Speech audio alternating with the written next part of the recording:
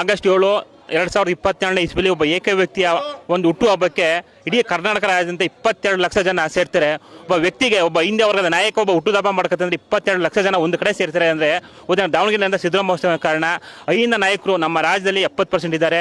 ಮಾನ್ಯ ರಾಹುಲ್ ಗಾಂಧಿ ಹತ್ರ ಕೇಳೋದಷ್ಟೇ, ನಾವು ಡಿ ಕೆ ಶಿವಕುಮಾರ್ ಅವರ ಅಧ್ಯಕ್ಷತೆಯಲ್ಲಿ, ಅವರ ಅಧ್ಯಕ್ಷತೆಯಲ್ಲಿ ಸರ್ಕಾರ ಬಂದಿದೆ. ಬಟ್ ಐಂದ ವರ್ಗ ಮತ ಹಾಕದಿಂದ ನಮ್ಮ ಕಾಂಗ್ರೆಸ್ ಸರ್ಕಾರ ಬಂದಿದೆ.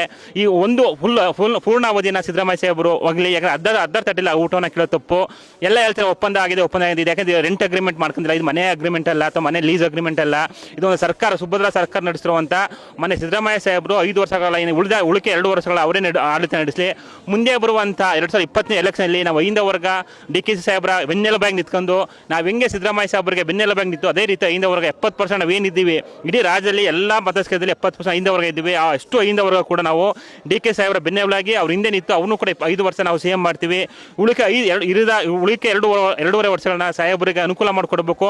ಅವರ ಆಡಳಿತವನ್ನು ಸುಭಿಕ್ಷವಾಗಿ ಯಾವುದೇ ಅಡೆತಡೆ ಇಲ್ಲಂತೆ ನಡೆಸಲು ಡಿ ಕೆ ಶಿವಕುಮಾರ್ ಸಾಹೇಬರು ಬನ್ನಿ ಅಂತಿತ್ತು, ಅವ್ರನ್ನ ಸಿಎಂ ಆಗಿ ನಡೆಸ್ಕೋಬೇಕಂತ ನಾವು ಕೇಳ್ಕೊಳ್ತೀವಿ. ಹಾಗೆ ನಾವು ಹೇಳೋದಷ್ಟೇ, ನಾವು ಪ್ರತಿಯೊಂದೂ ಕೂಡ ಈಗ ಸಿದ್ದರಾಮಯ್ಯ ಸಾಹೇಬರು ದೀನದಲಿತರ, ಬಡವರ, ನೊಂದವರ, ಶೋಷಿತರ ಪರವಾಗಿ ನಿಂತಿರುವಂಥ ವ್ಯಕ್ತಿ. ಯಾಕಂದರೆ ಒಬ್ಬ ಹಿಂದುಳಿದ ವರ್ಗದ ನಾಯಕ. ಇದುವರೆಗೂ ವೀರಪ್ಪ ಮೊಯ್ಲಿ ಕೂಡ 5 ವರ್ಷ ಆಳ್ವಿಕೆ ಮಾಡೋಕ್ಕಾಗಿಲ್ಲ. ನಿಜಲಿಂಗಪ್ಪ ಮಾಡೋಕ್ಕಾಗಿಲ್ಲ. ರಾಮಕೃಷ್ಣ ಹೆಗಡೆ 5 ವರ್ಷ ಆಡಳಿತ ಸಂಪೂರ್ಣ ಮಾಡೋಕ್ಕಾಗಿಲ್ಲ. ಅರ್ಸೋನ ದಾಖಲೆ ಮಾಡೋಕ್ಕೆ ಕೆಲವೇ ದಿನಗಳಿದೆ.